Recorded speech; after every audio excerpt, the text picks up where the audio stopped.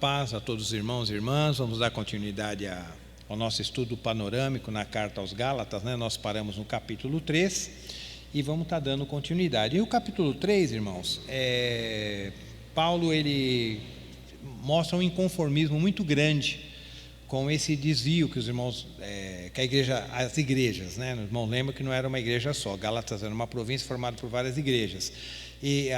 Então Paulo estava inconformado com esse desvio que eles estavam tendo, ou seja, trocando o evangelho verdadeiro por um outro evangelho que na verdade não é evangelho. Então por isso ele já começa o capítulo 3 dizendo assim: ó Gálatas insensatos, quem vos enfeitiçou? Ora, não foi diante dos vossos olhos que Jesus Cristo foi exposto como crucificado? Então Paulo está demonstrando o absurdo. Essa palavra aqui, insensato, que absurdo é esse que vocês estão praticando em estar trocando uma coisa tão valiosa por uma coisa tão efêmera, uma coisa que não vale a pena, tá? Vocês estão trocando, é a mesma coisa pegar um diamante verdadeiro e trocar por um pedaço de vidro. É isso que vocês estão fazendo, vocês estão totalmente equivocados.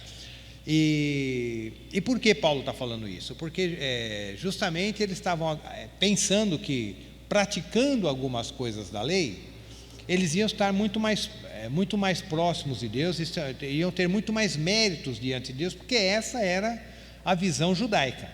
Então é importante a gente entender isso, irmãos, porque às vezes a gente pensa, mas isso não tem nada a ver com a gente mais, mas a gente vai ver que tem muita coisa a ver com a nossa realidade. Porque normalmente a gente entra no Evangelho pela fé, feliz com a misericórdia de Deus, que Jesus nos salvou, que Jesus nos abençoou, e vivemos naquela vida de alegria, né? Buscando fazer a vontade de Deus por amor, buscando agradar a Deus sempre por amor, mas com o tempo esse amor tende a esfriar, né? Porque quando a Bíblia fala por aumentar a iniquidade, o amor de muito esfriará. Então existe uma tendência do amor se esfriar, a gente tem que ser vigilante com isso, né? E lá também em Apocalipse, né, fala para a igreja de Éfeso, né, vocês estão fazendo tudo certo, corrigindo, sendo muito bíblicos e tal, mas eu tenho contra ti que vocês abandonaram o primeiro amor. Então a gente corre um risco muito grande em abandonar o primeiro amor. E quando a gente abandona o amor, alguma coisa tem que entrar no lugar. E o que entra no lugar são justamente as obras. Então porque você já não está amando mais a Deus, você começa a praticar algumas coisas, talvez até para compensar aquele amor que você deixou de ter a Deus. Então era exatamente isso que acontecia no judaísmo. Por que eles faziam tantas obras? Por que eles praticavam? Porque eles queriam se apresentar diante de Deus como merecedores da salvação que eles achavam que tinham por direito. Então mas por causa das inúmeras práticas que eles faziam, que eles tinham, isso acabava tirando o amor do coração. Então eles chegavam diante de Deus sempre com aquela coisa meritória. Não, Deus me recebe porque na verdade eu faço por merecer. Eu pratico a lei, eu jejuo 2 vezes por semana, eu não adultero, eu pago minhas dívidas em dia, eu sou um bom pai, eu sou uma boa mãe, tudo coisa que aparentemente não tem nenhum problema. Mas quando você faz isso com a motivação errada, para que você se torne aceito por Deus, então começa a ter o problema. Nós devemos praticar as boas obras. Nós vamos ver isso aqui no próprio livro de Gálatas, fala isso, né? Que nós somos salvos no livro de Efésios, que nós somos salvos para as boas obras, né? Porém, a motivação que nós temos em fazer as boas obras tem que ser em gratidão a Deus, e não para barganhar com Deus. Olha, Deus, você tem que me abençoar, porque na verdade eu tenho feito tudo direitinho, tudo como manda o figurino. Então não é possível que, aí quando acontece alguma coisa errada na nossa vida, de repente o cristão é roubado, dá um desastre, a laje cai, sei lá, alguma coisa desastrosa acontece na vida do cristão. Se ele tem essa mentalidade meritória, a primeira coisa que ele fala: mas Senhor, eu sou tão justo diante de ti, eu pratico a tua vontade, eu sou um servo fiel, por que isso está me acontecendo? Então esse pensamento parece que é uma coisa lá do judaísmo, uma coisa que ficou lá atrás, mas muitas vezes nos acompanha, porque essa era a mentalidade judaica. E Paulo vem para corrigir isso, falar: olha, mas quando vocês foram salvos, vocês não foram salvos porque vocês fizeram alguma coisa para Deus. Vocês foram salvos por causa da misericórdia de Deus. Foi por causa da misericórdia de Deus que vocês foram salvos. Aí eles entram, mas qual que era o argumento forte que os judeus usavam, os judaizantes no caso, aqueles judeus convertidos? Ele fala, mas Abraão foi salvo pela lei. Abraão ele é um homem do Velho Testamento e sempre praticou a lei. Então Paulo vem, pela revelação que ele teve do Senhor, ele fala, não, Abraão não foi salvo pela lei, Abraão foi salvo pela fé. Porque quando Deus chamou Abraão, sai da sua terra, do meio da sua parentela e vai para o lugar que eu vou te mostrar, Abraão não tinha feito nada para Deus. Deus escolheu Abraão, mas Abraão ele tinha vindo lá da idolatria. Isso a gente pode ver lá em Josué 24:2, que Abraão ele fazia parte em Ur, né? Era uma cidade idólatra. Então Abraão não tinha mérito nenhum. Ele podia ter um coração sensível a Deus, mas ele não tinha mérito, ele não tinha práticas absurdas e absolutas por Deus que o fazia merecedor daquele chamado. Aí Deus chama Abraão, sai da sua terra, do meio da sua parentela e vai para o lugar que eu te mostrarei, e você vai ser pai de muitas nações, né? Que você vai ser pai de muitas nações. Aí Abraão com 75 anos de idade, já velho, Sara também muito idosa, além de idosa, estéril. E como que Deus podia cumprir essa promessa em Abraão? Abraão, eu vou cumprir essa promessa que de você vai ser pai de muitas nações. Aí Abraão falou que não, Senhor, mas como é que eu posso? Como é que o Senhor pode cumprir essa promessa na minha vida, sendo que eu sou um homem velho e a minha esposa também já é idosa e ainda é estéril? Aí foi quando vem aquele evento dos anjos, os anjos passam ali onde Abraão estava, Abraão os recebe, mata um animal ali, faz um almoço bom lá para aqueles anjos, que na verdade não estavam em forma humana, e fala para Abraão, confirma essa promessa de Deus a Abraão. Olha, Abraão, você vai ser pai daqui um tempo, você vai ser pai, daqui um ano você vai ser pai. E Sara ouviu isso, e quando ela ouviu, o que ela fez? Ela riu. Mas por que ela riu? Porque ela era incrédula, simplesmente, porque ela não creu na promessa? Sim, ela não creu, mas ela tinha tudo contra eles, tudo contra ela e contra eles. Ela é idosa, estéril, e Abraão um homem velho.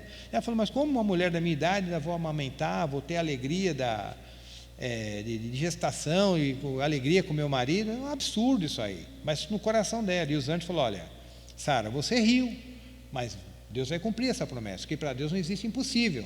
Aí até ela falou, não, eu não ri. O anjo falou, olha, não diga que você não riu porque você riu. E ela se calou, porque ela realmente no coração dela não havia crido. Então isso são provas.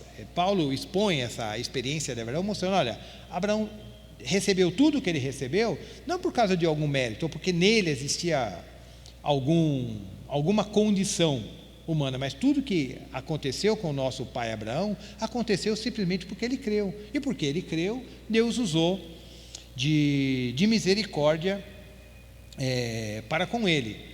Tá? Então aí Paulo faz usa essa argumentação para mostrar para eles que a lei tem o seu lugar, mas não o lugar que os judaizantes estavam querendo colocar, porque como que o judeu encara a lei e como o gentil tem que encarar a lei?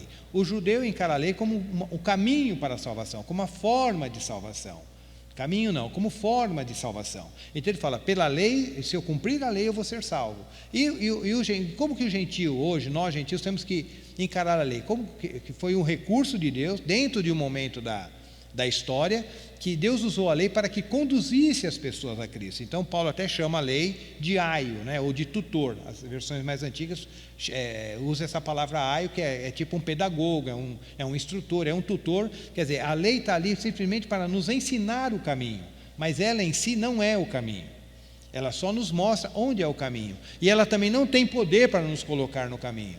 Ela só tem o poder para nos mostrar o caminho. É a mesma coisa do Waze. Todos os irmãos que têm Waze no carro, você coloca o Waze para eu quero chegar na Avenida Paulista, você coloca lá, Avenida Paulista número 1000, da Avenida Paulista, pega o seu carro, o Waze vai te dando o caminho, mas se você cismar de entrar por uma outra rua, o Waze vai simplesmente falar que você está errado. Ele não tem poder para fazer você entrar no caminho e chegar lá na Avenida Paulista. Ele simplesmente vai falar para você está condenado, você está errado, você nunca vai chegar nesse endereço porque você está indo pelo caminho errado. Então essa era a função da lei, nos mostrar o caminho, mas ela em si não podia nos colocar no caminho, nos forçar a ir por caminho E ao passo que em Cristo Jesus, sim, Jesus é o caminho e Ele nos dá poder para permanecermos nesse caminho através do Espírito Santo. Então, é essa questão que muitas vezes nós não entendemos. Mesmo nós hoje, independente de termos uma influência judaica ou não, nós não entendemos. Porque muitas vezes nós queremos seguir o caminho de Deus, fazermos e praticarmos a vontade de Deus, mas através do nosso próprio esforço, através da nossa própria força, sendo que Paulo fala desde no capítulo 3 de uma forma incisiva, inclusive no capítulo 4. Não é pela força de vocês que vocês foram salvos através do Espírito Santo, e é Ele que vai capacitar vocês para que vocês possam praticar a vontade de Deus. Ainda que nós tenhamos uma natureza difícil, uma natureza que nos desvie da vontade de Deus, nós temos o Espírito Santo que vai sempre estar nos conduzindo à verdade. E por isso é importante nós termos essa dependência, irmãos, do Espírito Santo. Que muitas vezes o Espírito Santo não pode se tornar para nós simplesmente um chavão. O Espírito Santo é uma pessoa que nós precisamos nos relacionar. E nós dependemos dele. Jesus falou, olha, eu vou para o céu, mas eu não vou deixar vocês órfãos. Eu vou mandar um Consolador, para que fique convosco todos os dias. Então, para que nós possamos viver a vida cristã, principalmente uma vez que a nossa natureza pecaminosa ela é ativa, ela não se converteu, como nós já falamos e vamos estar falando mais vezes, sabendo que a velha natureza não se converteu, nós precisamos, através do Espírito Santo, anular essa velha natureza, lutar contra essa velha natureza pelo Espírito Santo, para que a gente possa praticar a vontade de Deus. E ali no capítulo 4 ainda, Paulo fala da alegoria das duas mulheres, né? Então ele faz uma exemplificação da alegoria entre Sara e Agar, né? E para mostrar justamente a questão da lei e a questão da graça ali para aqueles gentios naquela época. Então ele coloca Agar como sendo aquela é uma escrava de Abraão, né? Os irmãos lembram?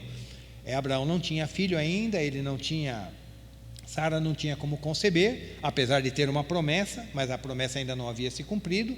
Então a própria Sara falou, olha, tem um filho com a minha escrava Agar, e esse filho vai ser nosso, porque tudo que é do escravo pertence ao Senhor, esse filho vai ser nosso por tabela, e aí a gente vai cumprir a vontade de Deus. Quer dizer, o homem tentando dar um jeitinho para que a promessa de Deus se cumpra. E sendo que Deus falou que o filho seria por meio de Sara, não seria por outro caminho, seria por meio de Sara. Mas como a promessa estava demorando para se cumprir, então ela falou, não, talvez a gente não tenha entendido direito, talvez esse filho tenha que vir por outro meio. Então, se eu tenho uma escrava, ela tendo um filho, o filho se torna meu. Só que não era esse o caminho de Deus. Então Agar realmente engravidou, teve um filho chamado Ismael, e depois de algum tempo, Sara engravidou, teve um filho que foi Isaac. Aí Paulo faz essa comparação. Agar representando a escravidão, aqueles que nasceram pela escravidão, que no caso é representado por Ismael, e essa escravidão, o que é essa escravidão? É o esforço do homem em fazer a vontade de Deus. Esse foi o esforço de Sara. Sara achou, não, por meio de Agar nós vamos cumprir a vontade de Deus. Só que não era por meio de Agar, era por meio dela. Aí ela falou, não, mas por meu intermédio é impossível, porque eu sou estéril. Mas Deus falou, sim, você é estéril, mas vai ser por meio de você que eu vou cumprir minha promessa.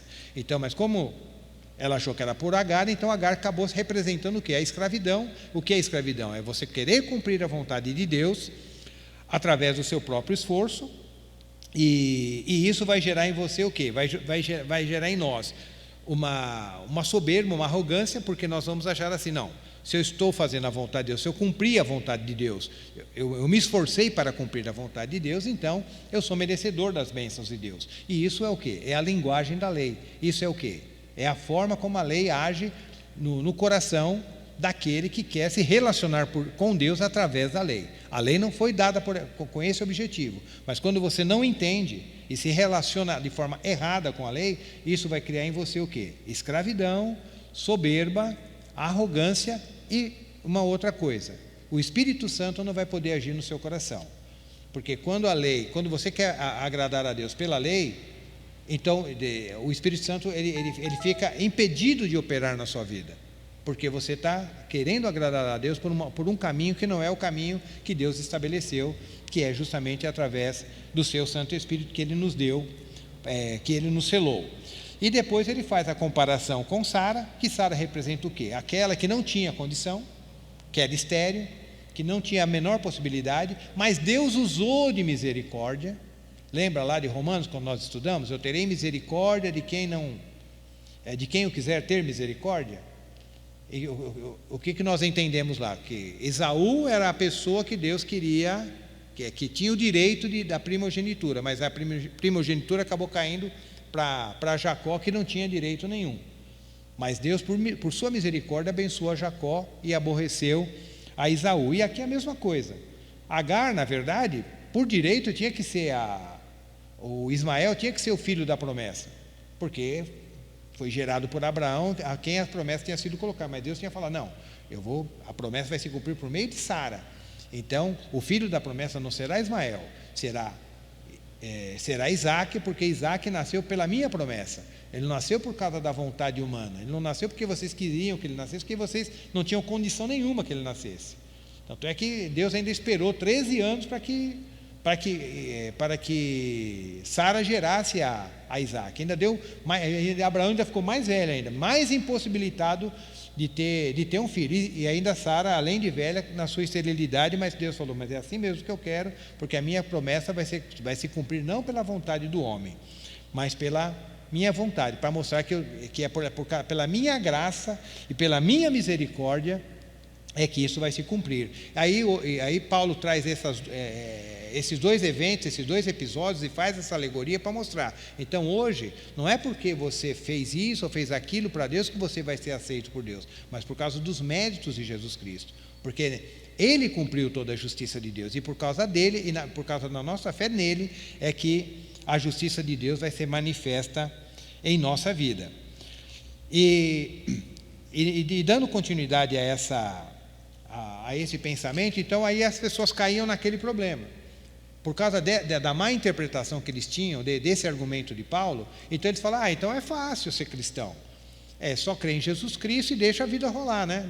Vamos viver de qualquer jeito, vamos permanecer no pecado para que a graça de Deus se abunde, como está lá em Romanos capítulo 6, versículo 1. Então vamos viver de qualquer jeito que tudo bem. Aí Paulo falou, não é isso que eu estou falando. Nós somos salvos pela graça, pela misericórdia de Deus. Porém, nós somos salvos para que pratiquemos as boas obras, para que a gente viva agora para Deus, para que nós não vivamos mais para nós mesmos, mas vivamos agora absolutamente para Deus. Por isso Ele nos deu o seu Espírito Santo, para que nos desse condição de nós, a partir de agora, uma vez convertidos a Jesus Cristo, pudéssemos mortificar a nossa carne e vivermos agora somente para Deus, fazendo a vontade de Deus. Aí por isso Paulo, lá no capítulo 5, ele faz aquela comparação da luta da carne contra o Espírito, e do Espírito contra a carne. E vamos ler lá no capítulo 5, versículo 16, que diz assim: portanto, vos informo, vivei pelo Espírito, e de forma alguma satisfareis a vontade da carne. Então a gente, por exemplo, lê um versículo desse, né? E o 24 também que eu vou ler. Vou ler o 16 e o 24. Portanto, vos afirmo, vivei pelo Espírito, e de forma alguma satisfareis a vontade da carne. Isso é uma maravilha, né? Se fosse assim, automático. E o 24 diz assim: os que pertencem a Jesus Cristo crucificaram a carne com suas paixões e desejos. Se vivemos pelo Espírito, andemos de igual modo sob a direção do Espírito. Não nos tornemos arrogantes, provocando-nos uns aos outros e tendo inveja uns dos outros. Então a gente lê esse texto de forma isolada, irmãos. Fala assim, nós estamos vivendo no Espírito, eu não vou mais satisfazer a vontade da carne. E se eu pertenço a Cristo, então eu crucifiquei a minha carne. Ou seja, lembrando de Romanos. Então eu crucifiquei o meu velho homem, né? Então agora aquela fórmula tabajara. Todos os meus problemas acabaram, né? Não tem mais problema. O problema de pecado acabou na minha vida, porque eu morri com Cristo, eu me converti a Cristo, e é onde a gente entra na crise. A gente entra na crise, porque aqui é o padrão de Deus. Mas nós não podemos nos esquecer que quando nos convertemos a Cristo, a nossa natureza não se converteu, como nós já falamos e estamos repetindo. A natureza humana não se converteu, ela continua viva dentro de nós. Então, por isso Paulo fala, por isso existe essa luta da carne contra o espírito e do espírito contra a carne, para que vocês não façam aquilo que vocês querem. Aqui está tudo em Gálatas, né? Aqui no 17. Portanto, a carne luta contra o espírito e o espírito contra a carne. Eles se opõem um ao outro, de modo que não conseguis fazer o que quereis. Isso durante quanto tempo vai ter essa luta entre a carne e o espírito contra a carne na nossa vida, pensando de forma individual? Para sempre, irmãos, até você morrer. Enquanto você estiver respirando, você vai ter essa luta da carne contra o espírito. É lógico que com a maturidade, com a sua vida com Deus, com a sua comunhão, você vai saber discernir melhor o pecado, vai saber se desviar com mais facilidade do mal, você vai saber como lidar com as situações, mas a natureza está ali. A natureza humana está ali. Então você simplesmente vai o quê? Adquirir mais experiência, vai adquirir mais maturidade, então você vai ter, vamos dizer, entre aspas, mais facilidade contra alguns pecados. Mas até alguns pecados que você não vai ter facilidade nem no último dia da sua vida, que vai ser um espinho na carne ali, uma coisa que vai te incomodar sempre. Mas pela misericórdia de Deus você sabe, mas eu tenho o Espírito Santo e o Espírito vai me conduzir a viver nele e agradando sempre a Deus. E aí a gente olha um texto desse e fala, então, mas o texto está dizendo que se eu fui crucificado, se a minha carne foi crucificada, as minhas paixões, então, os meus desejos, então eu não deveria mais sentir as coisas que eu sinto, né? Mas aí quando a gente vai para cá, digamos que é isso mesmo, não, eu me converti, crucifiquei a carne, crucifiquei o velho homem e o pecado não me incomoda mais. Aí quando a gente entra no capítulo 6, a gente depara com um problema novamente. Olha o que diz o capítulo 6. Digamos que essa questão do pecado foi resolvida na vida da pessoa que verdadeiramente se converteu. O pecado, todos os problemas de pecado acabaram, como lá o Tabajara lá falava, né? Todos os seus problemas acabaram com o pecado. Aí quando você entra no capítulo 6, versículo 1, você lê assim: irmãos, se alguém for surpreendido em algum pecado, vós que sois espirituais, deveis restaurar essa pessoa com espírito de humildade. Todavia, cuide de ti mesmo, para que não sejas igualmente tentado. Se o problema foi resolvido mesmo, quando eu me converti, então esse versículo 6 não deveria fazer menor sentido. Se alguém caísse em pecado, qual seria a conclusão? Você está em pecado, você não se converteu, você não crucificou a sua carne, por isso que você está pecando assim. Então Paulo fala assim, não é assim que você trata. O irmão foi surpreendido num pecado, então vai lá, aconselha esse irmão, corrige esse irmão, ajuda esse irmão para que ele vença esse pecado. Mas faça isso com o quê? Com humildade. Por que humildade? Para que você mesmo não seja tentado a cair no mesmo pecado que você está corrigindo o irmão. Então, quer dizer, se o problema da natureza humana tivesse sido resolvido, como parece que está aqui no 5:24, esse 6:1 não teria o menor sentido. E aí Paulo continua reforçando, né, no capítulo 6, as práticas normais do dia a dia da vida cristã. Aí ele fala, olha, você se converteu sim, nós não somos salvos pela lei, porém isso não nos dá o direito, não nos dá a brecha ou a prerrogativa de você viver de qualquer maneira. Então aí, tanto é que no 6 ele fala, olha, aquilo que a pessoa planta, é isso que ele vai colher. Se aquele que planta para a carne, da carne vai colher corrupção. Então não plante para a carne, ou seja, não viva para a carne, não viva para você mesmo, viva para Deus. Pratique, ande em amor, suporte uns aos outros. Então Paulo sempre vai estar reforçando nas suas cartas o nosso viver. Como que uma nova criatura em Cristo, como que aquele que se diz convertido a Jesus Cristo tem que viver? Viver na direção do Espírito, dependendo do Espírito e através dessa vida do Espírito amar a Deus e sempre guardar a sua vontade, os seus mandamentos e viver de forma digna diante do Senhor. Amém, irmãos? Então, Senhor, que Deus nos abençoe. Nós vamos fazer uma breve oração e espero que essa aula possa estar abençoando todos vocês. Senhor Pai, nós te damos graças por mais essa ministração e que essa ministração possa ter um efeito positivo nos corações daqueles que assistirem, Pai. Abençoe a todos os nossos irmãos, que o Senhor possa guardar a todos e que a sua palavra possa ser socorro para nós. Pois é em nome de Jesus que nós oramos e agradecemos. Amém. Que Deus nos abençoe. Até a próxima aula em nome de Jesus.